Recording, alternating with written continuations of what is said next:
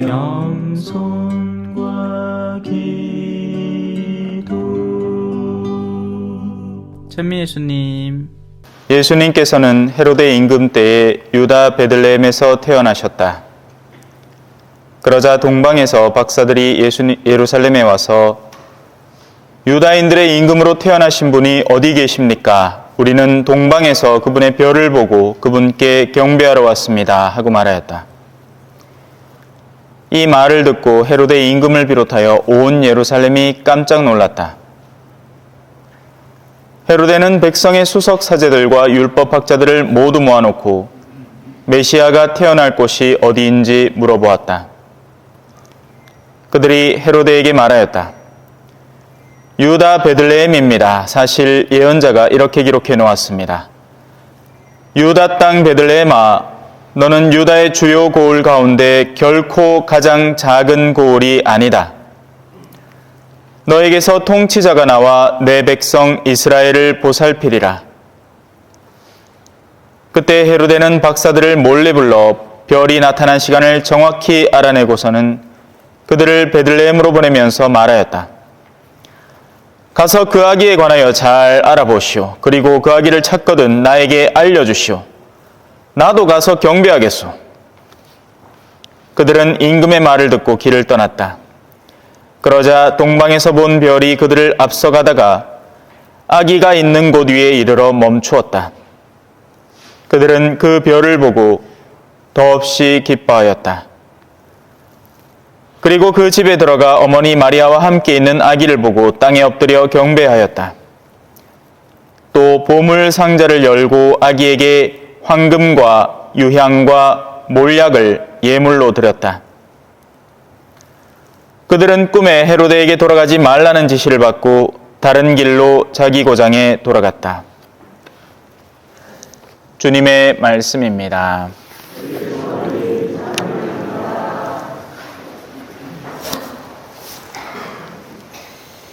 찬미 예수님. 자, 그쪽은 들리죠? 이렇게 두드릴 때 들립니까?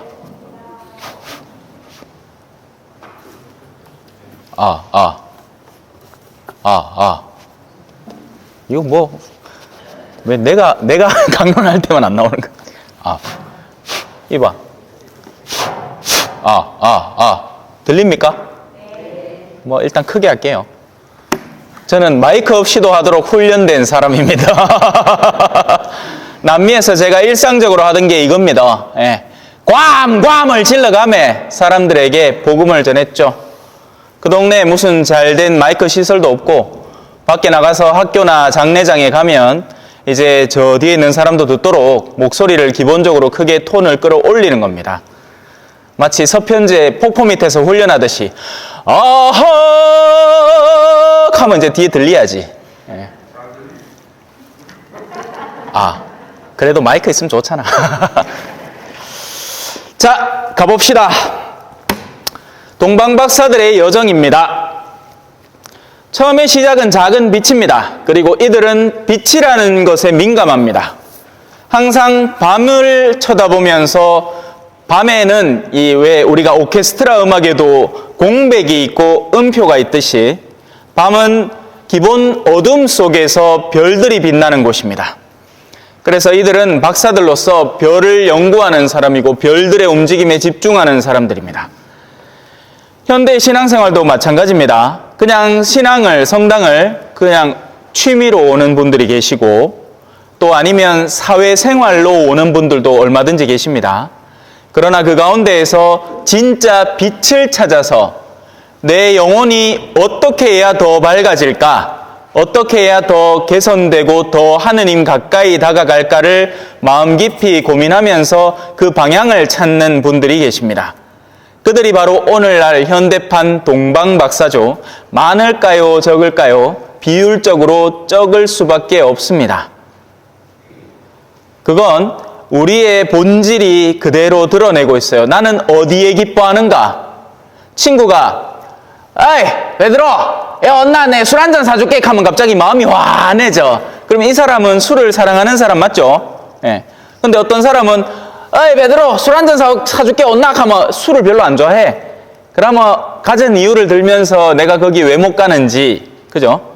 설명을 해야 될 겁니다. 성당도 비슷해요. 성당 갈 때면 이제 드디어 예수님 만나러 간다 드물겠죠. 보통은 이래 질질 안 가면 성사 봐야 된게.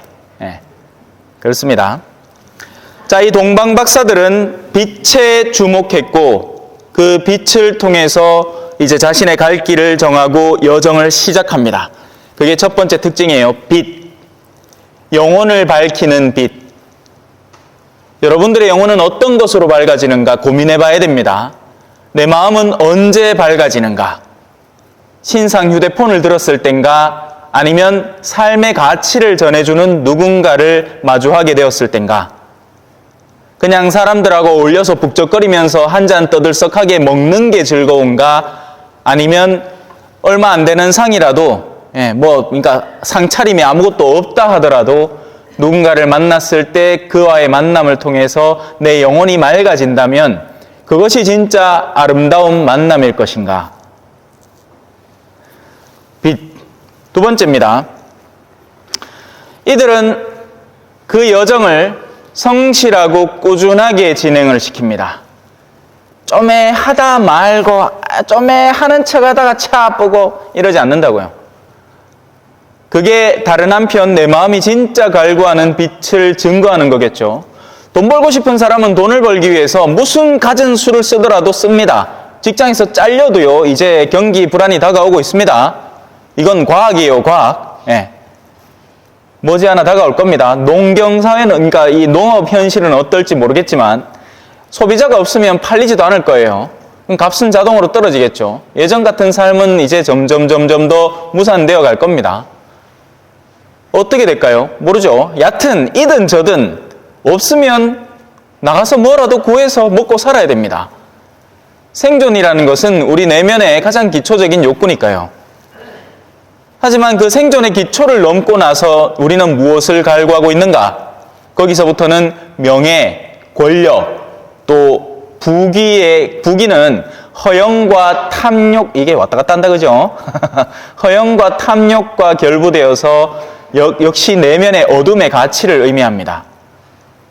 세속이라는 것에 사로잡혀 움직이는 사람이 있는가 하면 영원한 가치를 추구하면서 오히려 세속을 하루씩 벗어 던지는 사람도 있습니다. 어르신 중에 존경스러운 분은 더 이상 세상에 큰 미련이 없는 분들입니다. 그분들은 만나보면 알아요. 소박하고 정갈하게 살아갑니다. 하지만 어르신이 되어서도 아직도 돈을 더 못 벌어서 안달이고 아직도 남들 앞에 막 허영을 드러내고 싶어서 안달인 분들이 있죠. 그런 영혼을 만나면 안타깝습니다. 자, 이제 이들이 누구를 만나느냐? 마침내 예루살렘이라는 동네까지 도착을 합니다. 그리고 누구를 만났죠? 헤로데 임금과 그 일당들을 만났습니다. 이에 대해서는 시간이 될지 모르겠지만 여하튼 이들은 예수 그리스도가 탄생하기를 극도로 싫어하는 부류들이지만 역설적으로 예수 그리스도와 가장 가까이 예수 그리스도가 어디에서 태어나는지조차 자기들이 꼭 그 정보를 쥐고 있는 인물들입니다. 아는데 이제 좀 된다, 그죠? 아는데 그 알매 지식끈을 열어서 사람들을 초대하지 않는, 여기서 고민을 잘해야 됩니다. 우리는 신앙인입니다, 그죠? 우리가 가지고 있는 정보들, 구원에 대한 정보들, 믿음을 전파할 수 있는 능력들은 고급진 겁니다. 근데 우리는 거의 대부분을 그걸 나 자신이 그냥 꽁꽁 쥐고 있습니다. 다른 사람들을 초대하는데 전혀 쓰지 않죠. 성도는 그냥 성교를 위해 정해진 사람들이나 하는 것이다.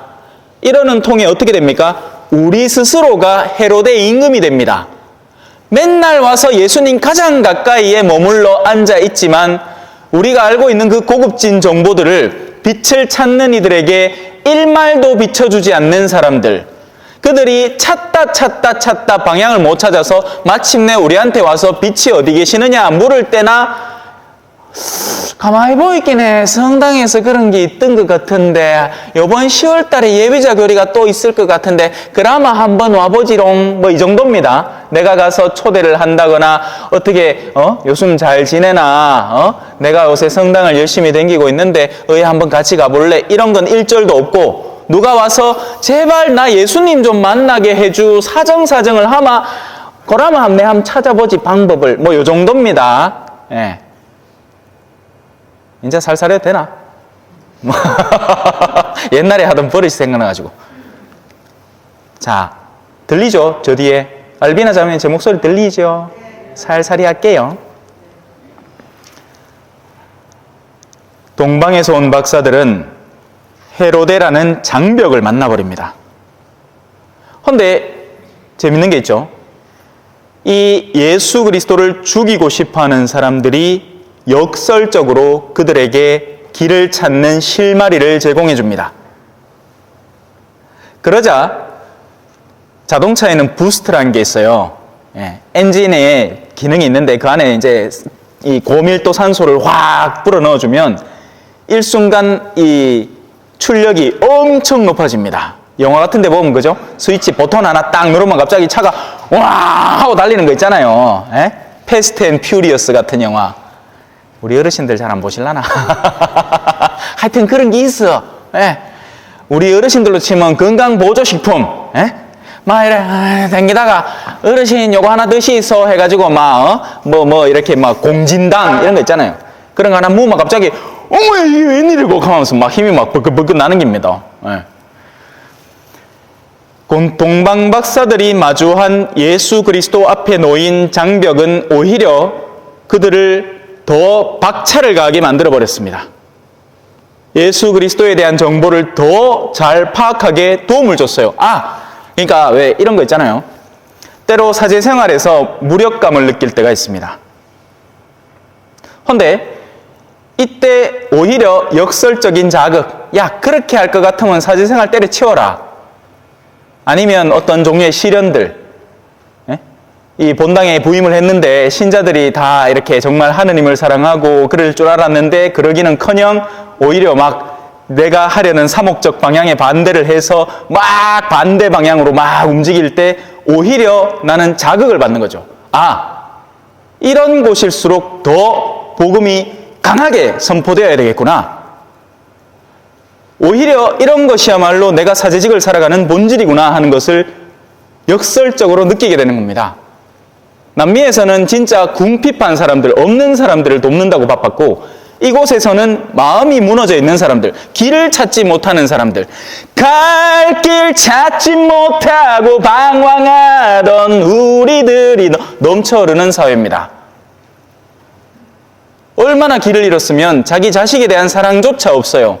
뱃속에 들어있는 새끼까지 죽여버린단 말입니다. 그리고 아이를 낳지 않으려고 하죠. 이런 기형적인 사회가 어딨냔 말이에요. 심지어는 천주교 신자인 부모조차도 딸내미가 지금 한창 성공 가도를 달리고 있는 딸내미가 임신을 덜컥했디. 야, 그냥 지하라. 이합니다. 여러분 낙태에 동조하면요. 낙태나 같은 취급입니다. 특히나 천주교 신자가 그러고 있으면 더 위중하게 다루어집니다. 왜냐하면 분명한 인지를 갖고 있기 때문이죠.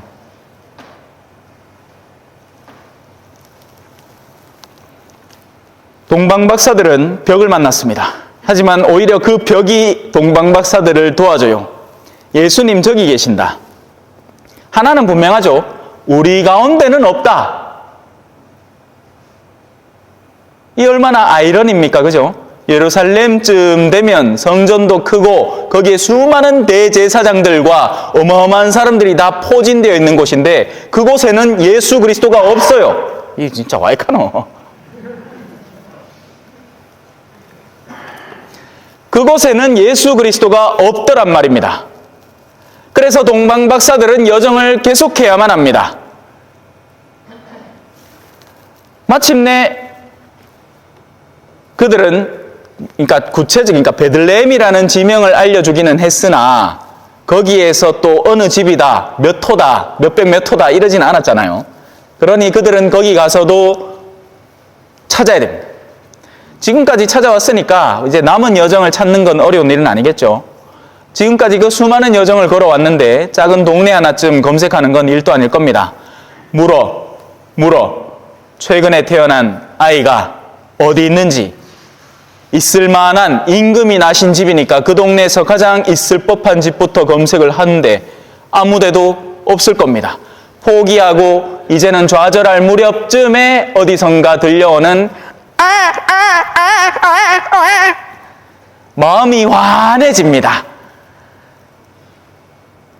모르겠어요. 뭐 여기 어르신들은 쇼핑몰을 잘 안 하겠지만 어떤 물건 내가 사고 싶은 거 막 찾다가 인터넷에서 발견하면 막 마음이 환해지는 그런 느낌? 백화점에서 내가 사려고 마음 먹었던데 이게 다 팔리고 없는가 막 직원이 창고가 뒤졌는데 하나 남은 거 딱 들고 왔는데 딱 내 사이즈 맞는 거 있으면 마음이 환해지는 그런 느낌? 우리는 그 마음의 기쁨을 거부할 수 없습니다. 그건 거짓된 게 아니에요.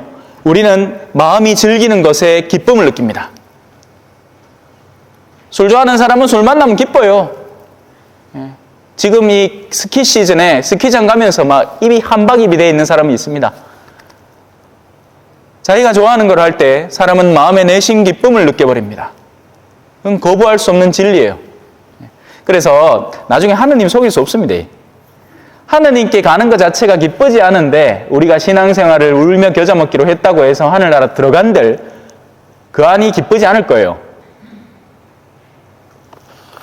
오늘 화답성에 나오죠. 그는 하소연하는 불쌍한 이를 도와줄 사람 없는 가련한 이를 구원하나이다. 내가 하소연할 때 없고 가련하면 기쁠 겁니다. 하지만 내가 그런 이들을 품고 내 이득을 취하고 있는 사람이면 기쁠까요? 오히려 그런 이들이 기뻐할 때 내가 슬퍼질까요? 슬퍼집니다. 우리는 다들 불쌍하다고 생각하죠? 아니요, 진짜 불쌍한 사람들은 전 세계에 따로 있습니다. 우리는 다들 그래도 밥은 먹고 살잖아요. 생존 자체를 위협받지는 않지 않습니까? 그냥 더 누릴 것인가 덜 누릴 것인가, 내 자식들한테 얼마나 더 물려줄 것인가 말 것인가, 그게 걱정이지. 내가 지금 뭐 오늘 먹을 빵이 없다 이런 고민을 해보신 적이 있습니까? 없어요. 있으면 오세요. 제가 줄게. 내 냉장고에 냉동실에 빵 박혀 있습니다. 네, 이건 볼리비아에서 농담처럼 얘기했는데, 궁핍은 해소되어야 되지만 궁핍 이상의 탐욕은 하느님이 다 채워줄 수 없습니다. 그런 신앙을 찾는 이들은 기복신앙을 찾는 이들이고 바로 헤로데의 무리들이란 말이에요. 자, 이제 그들은 기뻐합니다. 거기에 멈추지 않습니다. 가지고 왔던 보물을 자신의 기쁨의 대상과 치환해버립니다. 예수님이 뭘 주겠습니까? 예수님은 기껏해야 아기의 작은 미소, 소박한 성가정에 서로 보듬어 안고 서로를 도와주고 있는 그 아름다운 모습 정도를 선물할 뿐입니다. 하지만 동방박사는 그 모습 속에서 구원의 흔적을 발견을 하는 겁니다. 우리를 죄로부터 구원해 주실 분을 내가 뵙게 되다니. 그것은 그들에게는 어마어마한 선물이고 그 선물에 상응하는 아무리 좋은 것을 드려도 모자라지 않은 자기들이 갖고 온 가장 귀한 것들을 기꺼이 내어줍니다. 이거 우리 모르는 거 아니에요? 여러분들 뭐 상점 가서 물건 사는데 그 물건 그냥 가져옵니까? 아니죠. 물건에 상응하는 값을 주고 가져와야 됩니다. 그죠? 더 못 줘서 안달일 뿐입니다. 이 동방박사들은 세 가지 선물, 황금, 우리 제구들도 전부 다 번뜩번뜩하지요. 왜냐하면 이 예수 그리스도는 세상의 진정한 왕이시기 때문입니다. 하지만 착각하지 마세요. 세상의 왕은 지배하고 막 짓누르고 위협하고 막 탄압하는 왕이지만 우리 왕은 당신 스스로를 십자가상, 가장 그 당시에 치욕스러웠던 이 사형 도구에 자기를 내어 맡겨서 범죄자 취급을 당함으로써 심지어 그 같은 범죄자 무리까지도 구원해서 올라가시는 분입니다. 땅은 깊게 파면 깊게 팔수록 거기에서 더 많은 것을 건져 올릴 수 있으니까요. 그게 예수 그리스도의 왕권을 상징적으로 드러내는 겁니다. 유향입니다. 미사 때 향치죠. 향은 오직 사제직의 고유한 특성을 드러냅니다. 그래서 예수 그리스도는 진정한 사제, 인간과 하느님을 연결시켜 줄 수 있는 중재자로서 가장 완전한 사제임을 유향의 선물로서 드러냈던 겁니다. 몰약은 사람 죽을 때 바르는 겁니다. 예수 그리스도는 사람들 앞에 진리를 드러냅니다. 하지만 그 진리는 사람들에게 유쾌하지 않습니다. 우리는 칭찬받고 싶고 우리는 좋은 말을 듣고 싶지 진리를 듣고 싶어 하는 사람이 사실 잘 없습니다. 어떤 자매는 계속 남편 욕을 하는데 사실 자기 안에 있는 어떤 어둠의 성향도 있다는 것을 인정하고 받아들이는 것은 싫어합니다.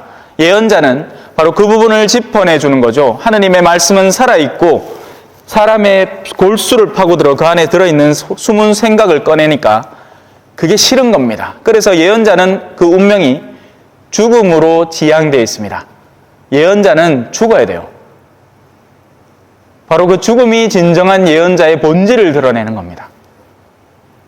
예수님은 죽을 운명이었던 거예요. 태어나면서 동방박사는 어찌 보면 잘 죽으십시오 하고 선물 주고 간 겁니다.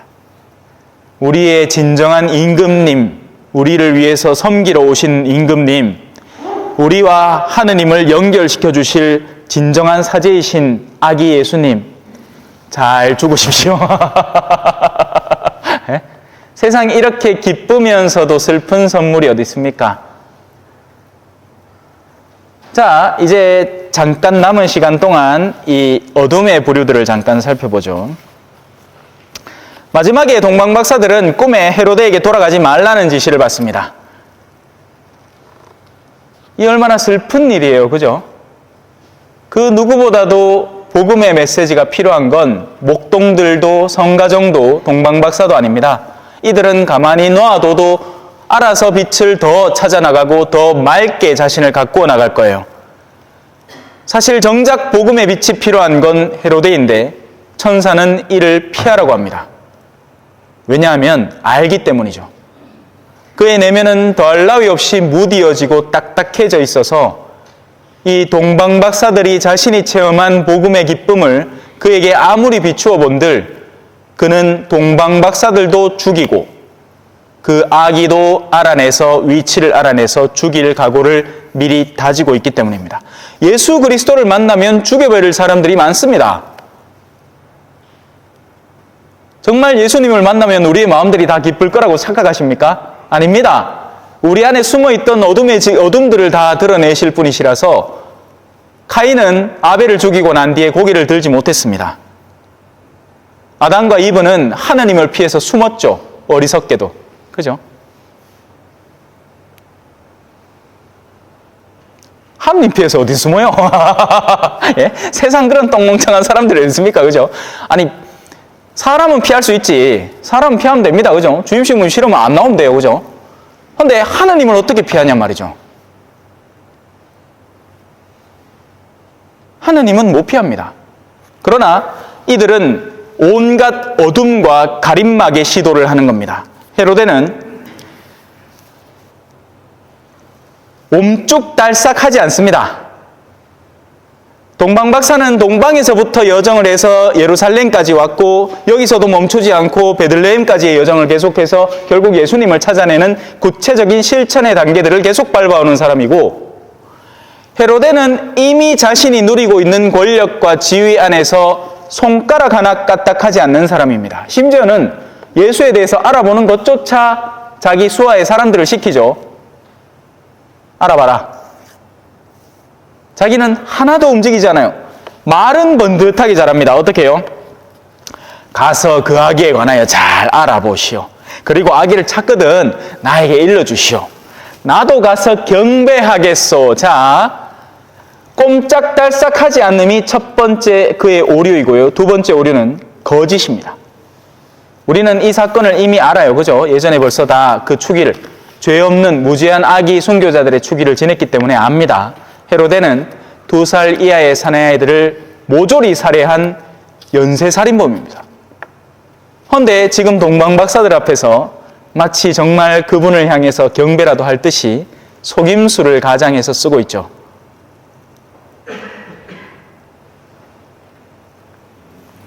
우리의 마음이 진실되어야 됩니다. 어디에 기쁨을 느끼는가? 정말 가난한 이들을 만나서 그들과 함께 기쁨을 누리는가? 아니면 우리는 어딘가에 이 사람들의 시선을 신경 쓰면서, 자, 여기 지금 헤로데 임금도 동방 박사들에게 그의 시선을 신경 쓰면서 이렇게 표현을 하는 겁니다. 그죠? 주변 인물들을 신경 쓰면서. 세속 권력은 사람을 두려워합니다. 예수님 앞에서도 똑같은 일이 일어났어요. 바리사이와 율법학자들은 예수님을 죽이고 싶지만 사람들이 나를 어떻게 볼까가 두려워서 참고 있는 겁니다. 우리는 사람의 시선을 두려워하면 안 돼요. 사람은 언젠가 떠나버리고 없는 사람들이란 말입니다. 저도 마찬가지입니다. 여러분들, 저를 주임사제로서 필요할 때 적절히 쓸 뿐, 저라는 존재에 대해서 그 어떤 이 인간적 감정을 느끼실 필요가 없습니다. 맞잖아요, 그죠? 여기 얼마나 수많은 사제들이 왔다 갔습니까? 저 역시도 때가 되면 떠날 사람입니다. 복음을 전하고요. 간다고 섭섭해할 것도 없고 온다고 뭐 할 것도 없어요, 그죠? 있는 동안 만약에 그 존재가 드러내는 게 빛이면 그 빛을 누리면 되고. 그렇게 해서 동방박사들은 헤로데를 비껴갑니다. 제 갈 길 가면 돼요. 여러분, 어떤 사람들과 마주해서 지나치게 에너지를 소모하는 일이 없게 되기를 바랍니다. 그가 복음을 받아들이는 이라면 그와 함께 복음의 기쁨을 함께 나누고요. 그리고 필요하다면 다시 찾아가고 또 가서 점검해보고 복음을 더 확충시켜주면 됩니다. 그게 아니고 몇 번의 시도를 거쳤는데도 복음을 거부하는 사람이 있으면 비껴가면 됩니다. 공연히 거기에 시간을 허비할 여력이 없습니다. 우리가 지금 살고 있는 이 세상은 특별히 더 마지막 때를 우리에게 여실히 드러내고 있죠. 세상은 더욱더 우리에게 두려움을 가중시킬 겁니다. 이제 버틸 만큼 또 버텼잖아요. 그죠? 이제 저 위에 있는 사람들은 설령 전쟁이 일어나도 자기들은 그냥 벙커 안에서 요 팀 여기로 보내라, 저 팀 저기로 보내라 하면 되기 때문에 실제 죽어나는 건 현장에 있는 이들입니다. 슬슬 전쟁의 마수가 다시 되살아나고 있지 않나요? 위에 있는 사람들은 상관없거든요.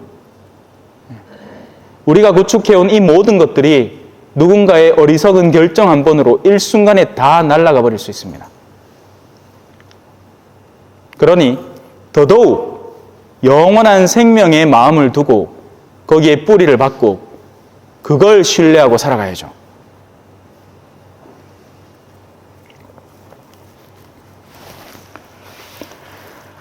유다인들의 임금으로 태어나신 분이 어디 계십니까? 우리는 동방에서 그분의 별을 보고 그분께 경배하러 왔습니다. 아멘. 찬미 예수님, 겸손과 기도.